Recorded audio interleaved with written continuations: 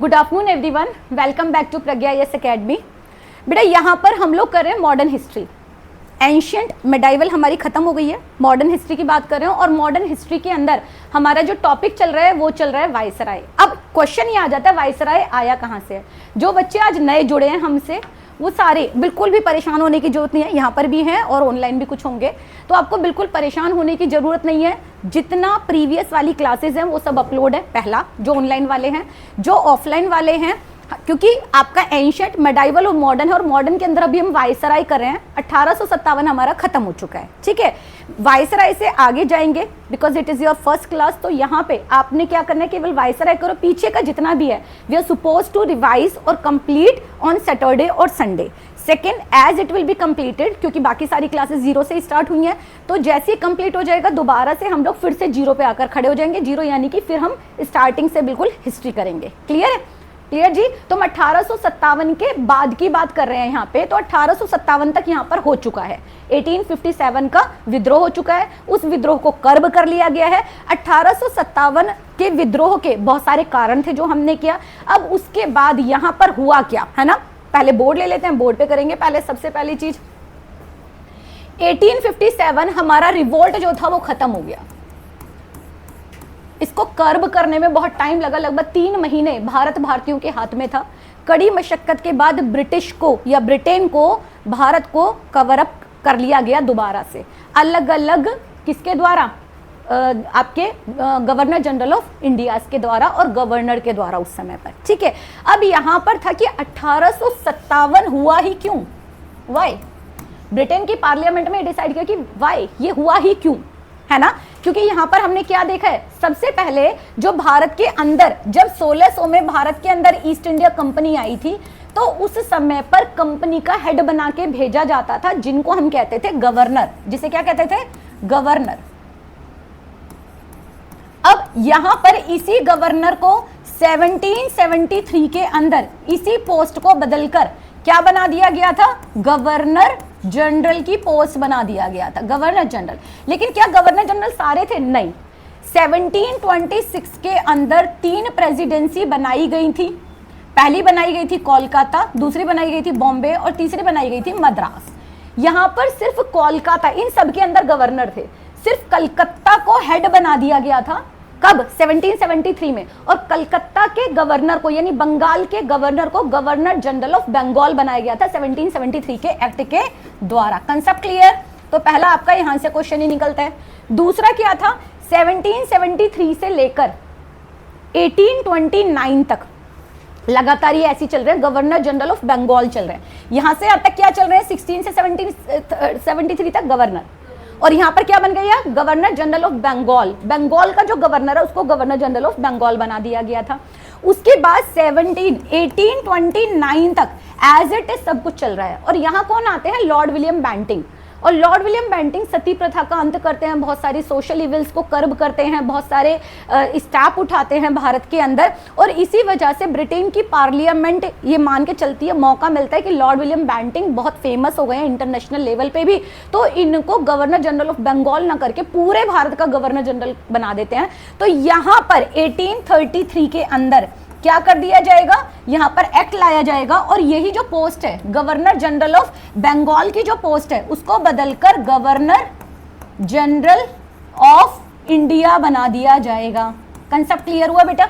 अब यहां से आगे का सफर, यहां से आगे गवर्नर जनरल ऑफ इंडिया से आगे का सफर वायसराय क्यों, क्योंकि बेटा governor general of India, governor यानी टैक्स इकट्ठा करने वाला, जनरल यानी कि मिलिट्री को कंट्रोल करने वाला अधिकारी हो गया। दोनों पावर इसके पास है, ये अपनी काउंसिल के साथ यहाँ पे काम कर रहा है। लेकिन इसके पास अभी तक भी कोई ऐसा अधिकार नहीं था कि भारत के अंदर जो ब्रिटिश फोर्स है उससे कोई भी एक डिसीजन ले सके या अध्यादेश। अगर अध्यादेश ऑर्डिनेंस होता है, ऑर्डिनेंस को बोलते हैं अध्यादेश। अध्यादेश का मतलब होता है आधा आदेश, मीन्स जब सेशन पार्लियामेंट के अंदर है, क्योंकि ब्रिटेन के अंदर पार्लियामेंट्री शासन है, ब्रिटेन के अंदर क्या है, पार्लियामेंट्री शासन है, ठीक है। गवर्नेंस कैसी है, पार्लियामेंट्री यानी संसद है। और संसद के 3 पार्ट होते हैं। कौन कौन से पार्ट होते हैं, जैसे हमारे यहाँ लोकसभा, राज्यसभा और राष्ट्रपति।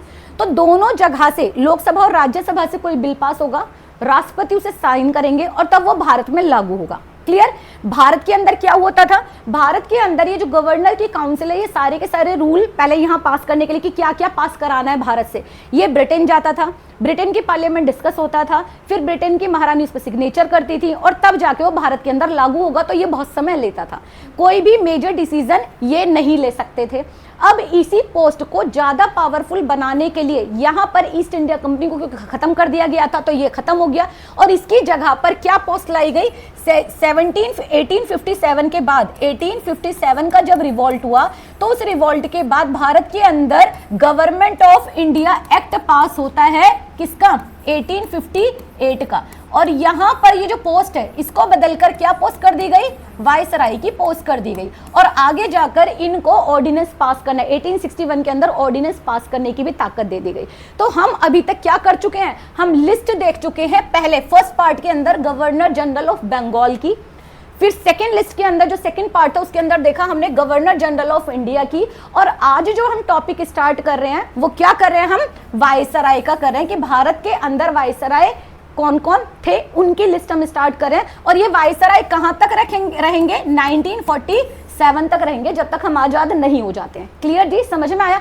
तो भारत के अंदर जितने भी हाई लेवल का प्रोफाइल रहा उसको पहले, सबसे पहले हमने क्या बोला, गवर्नर ऑफ बंगाल, फिर कौन हो गए वहां पे, यानी गवर्नर ऑफ स्टेट हो गए, उसके बाद क्या हो गया, गवर्नर जनरल ऑफ बंगाल, फिर उसके बाद गवर्नर जनरल ऑफ इंडिया, और उसके बाद कौन हो गए, वायसराय। और वायसराय कब से हुए, 1858 के एक्ट से स्टार्ट हो गए थे। क्लियर, वायसराय हो गए। और वायसराय कब तक रहेंगे, ये रहेंगे 1947 तक। क्लियर जी, समझ में आ गया। तो पहला वायसराय जो था वो था कैनिंग। पहले वायसराय कौन थे, कैनिंग थे यहाँ पर। क्लियर है, देखो ये समझ में आ गया वायसराय वर्ड क्यों आया है, कैसे आया, इतना समझ में आया। वायसराय ऑफ इंडिया की अगर हम बात करते हैं तो लॉर्ड कैनिंग 1856 से लेके 1862 तक लॉर्ड कैनिंग रहते हैं। तो आपसे अगर क्वेश्चन पूछा जाएगा कि last governor general of India कौन होंगे, last governor general of India कौन है, कैनिंग, है ना, क्योंकि 1858 से पहले यही है ना, 1858 से। और 1858 में ये क्या बन जाएंगे, इनको क्या बना दिया जाएगा, वायसराय बना दिया जाएगा। कंसेप्ट क्लियर हुआ जी। तो पहले वायसराय कौन हुए, ये, last governor general of India कौन हो गए, ये। कंसेप्ट क्लियर हुआ। वायसराय होते हैं 1857 का रिवॉल्ट इन्हीं के सामने होता है। यूनिवर्सिटी ऑफ कैलकाटा, बॉम्बे और मद्रास जो थी वो 1857 के अंदर खोली जाएंगी। जो हमने पीछे पढ़ के आए थे ना कि हमें यूनिवर्सिटी उन्होंने खोलनी थी, किसके बिना पर, ऑक्सफोर्ड, लंदन यूनिवर्सिटी के बिना पर, है ना। ऐसे ही यहाँ पर क्या हो जाएगा, 1857 में ये खोली गई। He was last governor general appointed by east India company और फर्स्ट वायसराय, ये मैंने टॉपिक बता दिया अभी आपको। Passed the government of India act 1858, 1858 का गवर्नमेंट ऑफ इंडिया एक्ट पास होगा, किसके बाद, 1857 के जस्ट बाद में। जो पार्लियामेंट से, ब्रिटेन की पार्लियामेंट से कानून पास होके आया था भारत के लिए, उसका नाम है गवर्नमेंट ऑफ इंडिया एक्ट 1858, जिसमें ईस्ट इंडिया कंपनी को खत्म कर दिया गया। अभी 1858 का छोटा सा ही बता दूंगी केवल। जब 1857 की वॉर हो गई उसके बाद यहाँ पर ये आरोप जो था सारा का सारा, क्योंकि ब्रिटेन और भारत दोनों के दोनों का तो बहुत सारे तो नुकसान हुआ था। इस पीरियड ऑफ टाइम पे जो ब्रिटेन की महारानी थी उन्होंने अनाउंसमेंट किया कि आप लोग जो भी हुआ भारत के अंदर उसमें ब्रिटेन का कोई हाथ सीधे सीधे नहीं है, ये तो कंपनी थी। उस कंपनी ने किया, ईस्ट इंडिया कंपनी ने, और आप तो मेरी संतान हो सारी की सारी, और आज से आप मेरी संरक्षण में आ रहे हो और मैं आपके लिए कानून पास कर रही हूँ जिसे गवर्नमेंट ऑफ इंडिया कहते हैं।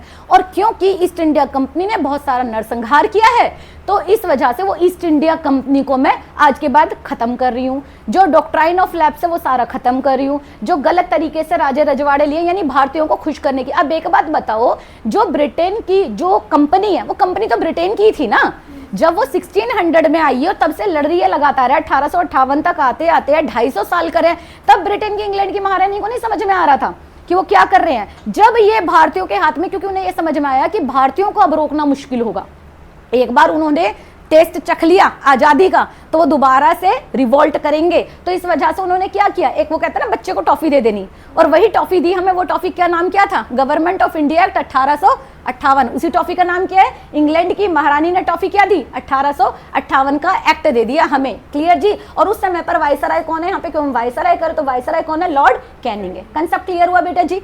नेक्स्ट आ जाएगा यहाँ पर है, इसी समय पर डॉक्ट्राइन ऑफ लैप्स को वापस ले लिया गया। राज्य हड़प नीति जो लाई गई थी डलहौजी के द्वारा, उसको वापस कर दिया गया। Indian penal code, Indian penal code है भारतीय दंड संहिता, उसको लाया गया। अब ये भारतीय दंड संहिता थी क्या, भारतीय दंड संहिता यहाँ पे लिए ला दी गई कि जो इस रिवॉल्ट के अंदर दोनों तरफ से लड़ रहे थे, अंग्रेज भी लड़ रहे हैं और भारतीय भी लड़ रहे हैं।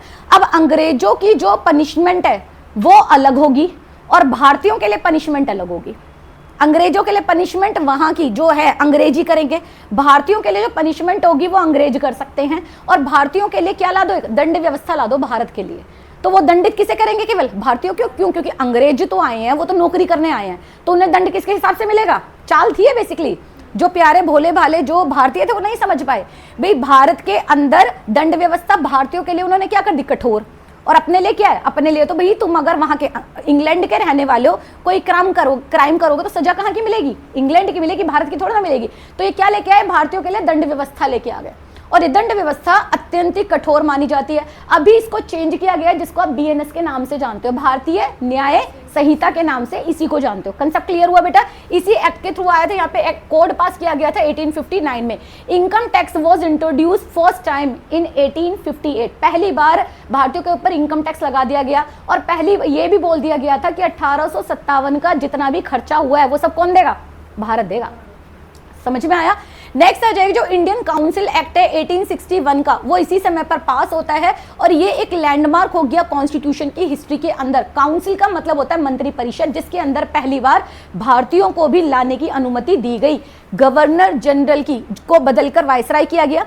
वायसराय की काउंसिल, काउंसिल का मतलब होता है मंत्री परिषद, कि अब वायसराय को सलाह देने के लिए क्या होगी, एक मंत्री परिषद। लेकिन उस मंत्री परिषद के अंदर अब भारतीयों की भी नियुक्ति हो सकती है, भारतीय भी उसमें पार्टिसिपेट कर सकते हैं। इंडियन हाई कोर्ट एक्ट 1861 पास हुआ, जिसके तहत भारत के अंदर अब पहली बार हाई कोर्ट आएंगे। अभी तक हम क्या देख के आए थे, दीवानी और निजामी अदालत, निजामत अदालतें करके आए थे, हम करके आए थे। और अब क्या गया, सिविल और हमने किया था, अब यहाँ क्रिमिनल है ना। अब यहाँ पर क्या आ गया था, हाई कोर्ट स्टार्ट किए गए थे। And under this act high court were open in 1865। Bombay and Madras यहाँ पर बने अलग अलग। समझ में? मद्रास कहाँ से है, यहाँ पे जो तमिलनाडु वाला आंध्रा वाला हिस्सा था सारा, है ना, आंध्रा अलग हो गया था। और यहाँ पे बॉम्बे क्या है, ये क्या है, सौराष्ट्र वाला हिस्सा है। तो it was founded in 1857। Next आ जाएगा, इतना क्लियर हुआ बेटा? तो हमने यहाँ पर क्या देखा कि इस समय पर लॉर्ड कैनिंग के समय पे आपसे सबसे पहला क्वेश्चन क्या आएगा, last governor general of India कौन था? कैनिंग।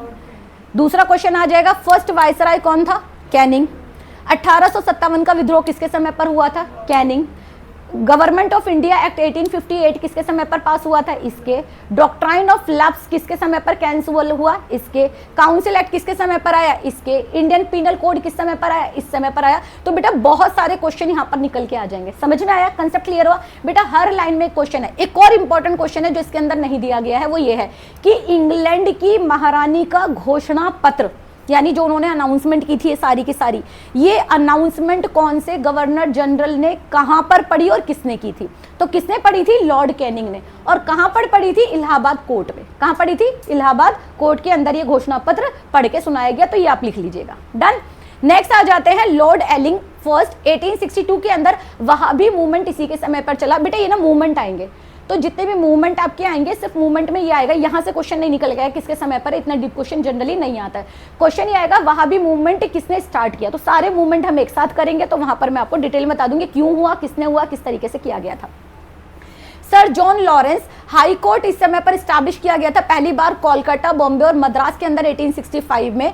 इसी समय पर भूटान के अंदर लड़ाई 1865 के अंदर। और उसके बाद पंजाब टेनेंसी एक्ट। बेटा टेनेंसी होता है कि वहां की जो जमीन है उसको एक तरीके से किराए पे लेना। तो ये एक्ट पास किया गया था पंजाब के अंदर इसी के पीरियड ऑफ टाइम में, ज्यादा इंपॉर्टेंट नहीं है।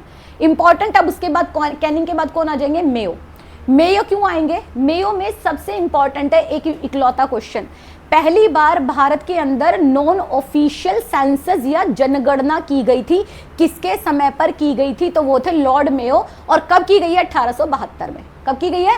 1872 में। This is basically introduction of the financial decentralization in India. और पहली बार इन्होंने प्रोविंशियल सेटलमेंट करने शुरू करे थे। क्या कह रहे हैं यहाँ पर है कि इन्होंने डिसेंट्रलाइजेशन, फाइनेंशियल डिसेंट्रलाइजेशन का मतलब है केंद्र में सारा पैसा ना आके उसका बंटवारा करना, प्रोविंस में बंटवारा। जैसे आज हम स्टेट में होते हैं ना, तो जो आप टैक्स ले रहे हैं, सपोज करो कि केंद्र सरकार ने सारा टैक्स इकट्ठा कर लिया, तो सब आ गया, अब स्टेट के पास क्या आएगा? कह रहे नहीं, स्टेट के पास अलग होना चाहिए। तो इसी तरीके से प्रोविंस को बंटवारा देना, गांव के अंदर जो पैसा है उसका बंटवारा करना, तो इसकी पहली रिकमेंडेशन ये प्रोवाइड देते हैं। He establish department of agriculture and commerce, he organize statistical survey of India. और ये स्टैटिकल सर्वे ऑफ इंडिया क्या है? सेंसस, यानी जनगणना करना। तो पहली बार 1872 के अंदर लॉर्ड मेयो के समय पर यहां पर क्या किया गया था? जनगणना स्टार्ट किया गया था। इन्होंने राजकोट कॉलेज कठियावाड़ यानी गुजरात के अंदर और मेयो कॉलेज अजमेर के अंदर बनाया गया। तो आपसे यहां पर 2 क्वेश्चन सीधे सीधे बन गए हैं। पहला क्वेश्चन क्या है कि सेंसस पे अनऑफिशियल, बेटा याद रखना, ये जो सेंसस है ना, ये जो जनगणना है, ये अनऑफिशियल है। कैसी है? अनऑफिशियल है, याद रखना। ऑफिशियली नहीं है, ऑफिशियली आएगी 81 में, अनऑफिशियल आएगी। अनऑफिशियल जनगणना पहली समय किसके समय पर की गई थी? 1872 में, ठीक है। और दूसरा आता है मेयो कॉलेज। मेयो कॉलेज इसी मेयो के नाम पर है, तो मेयो कॉलेज अजमेर में। ये क्वेश्चन आ जाता है आपका। डन जी, समझ में आया? मेयो से रिलेटेड 2 जनरली क्वेश्चन आते हैं। नेक्स्ट आ जाएगा हमारा क्वेश्चन, क्या कह रहे हैं हम यहाँ पे आगे? नेक्स्ट कह रहे हैं he was the viceroy to be murder. ये भी इंपॉर्टेंट क्वेश्चन है। अंडमान की जेल का निरीक्षण करने के लिए जाते हैं, जहां पर इनको एक चाकू घोंप दिया जाता है, जिसकी वजह से इनकी डेथ हो जाती है। तो आपसे क्वेश्चन पूछा जाता है कि ऐसा कौन सा राजा था, ऐसा कौन सा, सॉरी राजा कह रही हूँ, मुंह से निकल गया, ऐसा कौन सा वाइसराय था जिसका मर्डर जो था किया गया जब वो वाइसराय था? तो कौन है? Lord Mayo. क्लियर है? नेक्स्ट आ जाएगा ही इंट्रोड्यूस स्टेट रेलवे। डन जी, इतना समझ में आया? तो 3 क्वेश्चन इंपॉर्टेंट हो गए। कौन कौन सा? पहला सेंसस, दूसरा मेयो कॉलेज अजमेर में, और तीसरा क्या आ जाएगा? तीसरा आ जाएगा आपका थर्ड इज योर, किसका मर्डर किया गया था एज अ वाइसराय, कहां पर? अंडमान में, ठीक।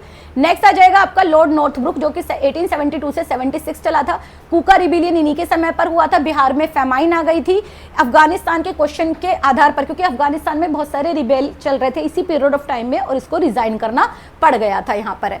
नेक्स्ट आ जाएगा लॉर्ड लिटन, बेटा इंपॉर्टेंट है यहाँ पे, ठीक है। किसके बाद? पहला हमने क्या किया? कैनिंग, इंपॉर्टेंट है। दूसरा क्या? मेयो, इंपॉर्टेंट है। और थर्ड मोस्ट इंपॉर्टेंट पर्सन है यहाँ पर लिटन।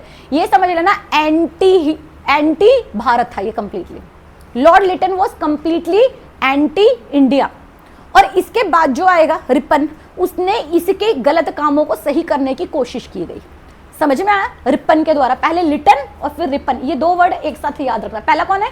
लिटन, और सेकंड कौन है? रिपन। लिटन ने क्या किया? सारे खराब।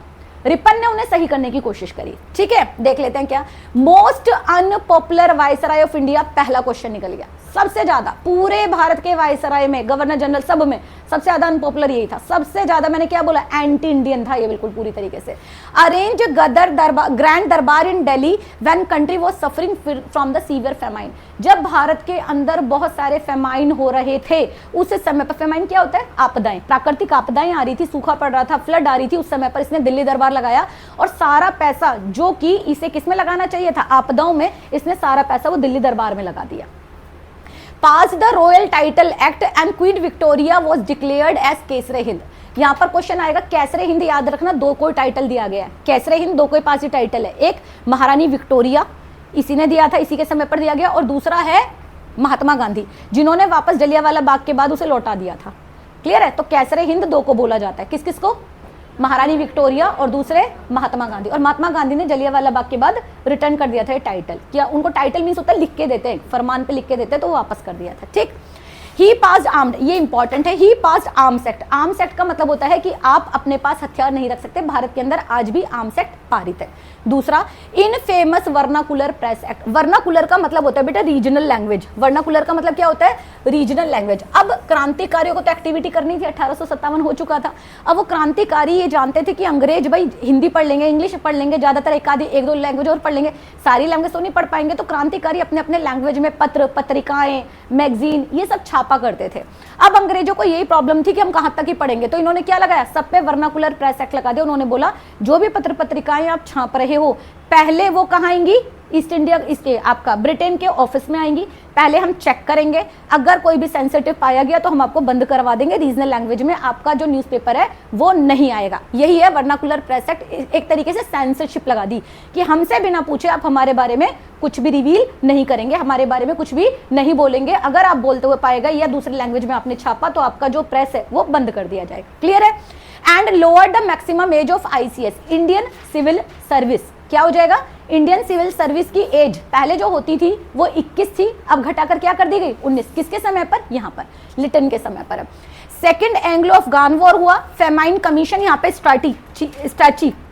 बेटा याद रखना ये दो चीजें बहुत इंपॉर्टेंट है, पहला ये और दूसरा हो जाएगा ये वाला फेमाइन कमीशन, किसकी अंडर स्ट्रैची के इसको अपॉइंट किया गया। तो आपसे क्वेश्चन पूछा जाता है सीधे सीधे यहाँ पे मैच द फॉलोइंग में आ जाएगा। जब हम आयोग की बात करते हैं, कमीशन की बात करते हैं, स्ट्रैची आयोग किससे रिलेटेड है? फेमाइन से। यह फेमाइन आयोग कब आया? जब इसने क्या लगाया था भैया? दिल्ली दरबार लगा दिया था कि बिहार बंगाल के अंदर फ्लड आ रही है और इसने दिल्ली दरबार लगाया। किसने? किसकी बात करें हम यहाँ पे? किसकी बात करें? लिटन की। किसकी बात करें? लिटन की, याद रखना। उसके बाद डेक्कन एग्रियन रिलीफ एक्ट भी इसी के समय पे पास होता है। तो बेटा यहाँ पे ना ये दो क्वेश्चन इंपॉर्टेंट है, पहला क्वेश्चन वर्नाकुलर प्रेस एक्ट, दूसरा ये और तीसरा ये कैसरे हिंद। ठीक जी, ये हो गया आपका लिटन। समझ में आया? आर्म्स एक्ट किसके समय पर आया? लिटन के। वर्नाकुलर प्रेस एक्ट किसके समय पर आया? लिटन के। कैसरे हिंद कब दिया गया विक्टोरिया को? लिटन के समय पर दिया गया। दिल्ली दरबार कब लगा? लिटन के समय पर लगा। फेमिन एक्ट कब आया? फेमिन के लिए आयोग जो स्ट्रैची आयोग कब आया? लिटन के समय पर आया, क्योंकि इसकी बहुत ज्यादा क्या हुई? क्रिटिसाइज हुई कि भाई फेमिन आ रहा है ये सब है, तो इसके लिए एक आयोग बिठा दिया गया कि भाई देखो कि क्या क्या जरूरत है देश के अंदर। अब तुमने सारा पैसा तो उठा के लगा दिया था, तो अब क्या दिखाओगे आप? तो इसके लिए क्या बिठाया गया? इंक्वायरी के लिए एक आयोग बिठाया गया था, उसी आयोग का नाम है स्ट्रैची कमीशन। क्लियर जी? नेक्स्ट आ जाएगा यहां पर लॉर्ड रिपन। मैंने क्या बताया था कि लॉर्ड रिपन जस्ट उल्टे काम करेगा किसके? रिपन, लिटन के। तो यहां पर he was appointed as a liberal party under the Gladstone. और यहां पर ये सबसे पहले आते साथ जो वर्नाकुलर पहले लगा था ना उसको हटाता है, पहले ये हटाओ। क्यों हुआ? क्योंकि बेटे इंग्लैंड के अंदर आज भी दो पार्टियां हैं, एक है कंजर्वेटिव पार्टी, एक है लेबर पार्टी। इलेक्शन वहां भी होते हैं, जैसे भारत के अंदर बीजेपी और कांग्रेस है ना, ऐसी वहां पर है। कौन कौन सी है? कंजर्वेटिव और लिबरल पार्टी। तो इस समय पर जो पहले वाला था वो किसका था? कंजर्वेटिव पार्टी का। ये कहा किया गया? लिबरल। तो जो उसने लगाया ब्रिटेन की सरकार के हिसाब से वो सही है, लेकिन दूसरी पार्टी जैसी आई तो वो मानेगा थोड़ा ना, कह रहा अच्छा तुमने लगाया लो हटा देता हूं। जैसे भी कहा जाता है ना 370, तो हम क्या कहते हैं? 370 नहीं हटना चाहिए, 370 लगवाया गया है। दूसरी पार्टी क्या कहते हैं? जैसे हम आएंगे हम 370 पहले हटाएंगे, उसे खारिज करेंगे। कहते हैं ना जो भी आ जाए, जो भी एक्ट आ जाए हम खारिज करेंगे। तो उसका रीजन पहले ये तो देख लो क्या सही है क्या गलत है।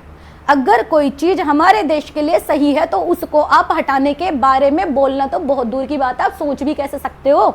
तो जो चीज हमारे देश के हित में है, तो फर्स्ट अपोजिशन पार्टी का मतलब कभी ये नहीं होना चाहिए कि पहले ने क्या किया दूसरे को हमें बदलना है पूरी तरीके से, है ना। लेकिन वो अगर हम इसको देखा जाए तो ब्रिटेन के हित में, लेकिन ये किसके लिए था? भारतीयों के हित में था कि वर्नाकुलर प्रेस एक्ट पे से प्रतिबंध हटने चाहिए। फर्स्ट फैक्ट्री एक्ट यहाँ पर आएगा 1881 के अंदर है। रूरल एरिया के अंदर लोकल बोर्ड को सेटअप किया गया था, मद्रास लोकल बोर्ड सेटअप किया गया था। तो यहाँ पे इंपॉर्टेंट क्या आएगा? Father of local self government किसे बोला जाता है? रिपन को बोला जाता है। सेल्फ गवर्नमेंट यानी कि गांव इलाकों में अब छोटे छोटे जैसे पंचायत होते हैं ना, तो उनको पावर दी गई और यही पावर देना, तो इसी को क्या बोला जाता है? Father of self local government आ जाता है। तो बेटा सबसे पहला यहाँ पे क्वेश्चन क्या आएगा? किसने इसको रिपील किया था? वर्नाकुलर प्रेस एक्ट को रिपील, याद रखना, वर्ड याद रखना। वहां पे लगाया किसने था? लिटन ने। हटाया किसने? रिपन ने। तो पहला क्वेश्चन हो गया ये। क्लियर? दूसरा क्वेश्चन क्या निकल के आएगा सीधा यहाँ से? Father of self government. और this is the most important question. अगर रिपन की बात करते हैं तो मोस्ट इंपॉर्टेंट क्या है ये? क्लियर है? Father of local self government क्या हो जाएगा? रिपन आ जाएगा। फर्स्ट ऑफिशियल सेंसस मैंने क्या बताया था? 1872 में मेयो के समय पर जो सेंसस लिया गया 1872 में, वो अनऑफिशियल था। इसने इसको ऑफिशियल कराया। तो तब से लेके आज तक हर 10 साल में क्या कराई जाती है? सेंसस। जैसे 2021 होगा, 2031 होगा, 2041 होगा, इस तरीके से। क्लियर? हमारी सेंसस इस बार डिले हुई और उसका रीजन था कोरोना।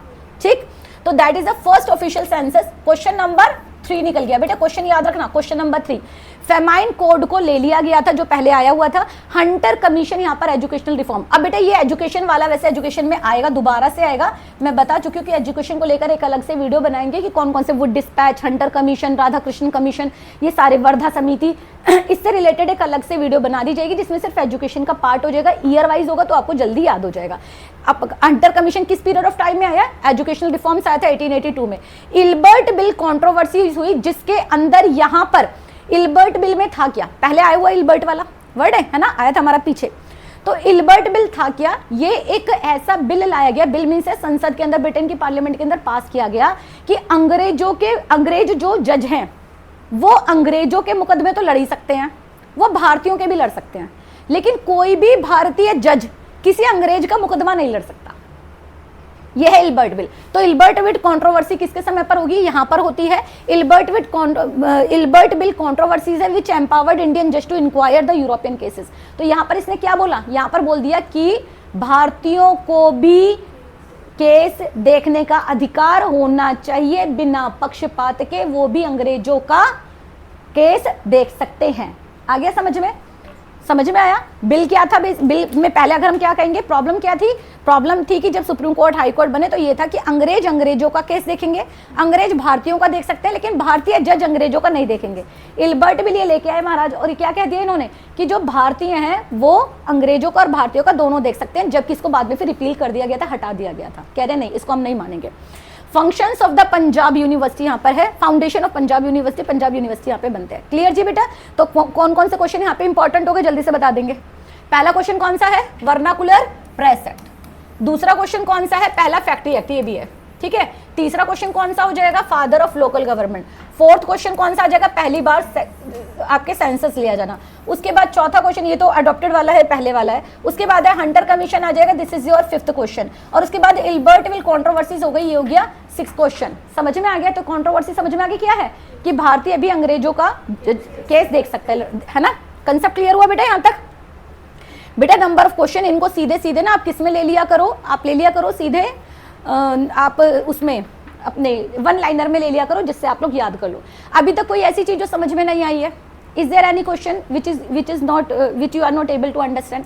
बेटा अगर आप लोगों को कहीं पे कोई डाउट है तो आप लोग कमेंट बॉक्स के अंदर लिख सकते हैं। तो वायसराय के फर्स्ट पार्ट के अंदर बस यहीं तक है, बने रहिए प्रज्ञा IAS अकेडमी के साथ। जल्दी हम लेके आ रहे हैं आपका सेकंड पार्ट, कल की क्लास में स्टार्ट हो जाएगा, तो बने रहिए हम लोगों के साथ, प्रज्ञा IAS अकेडमी के साथ। Thank you.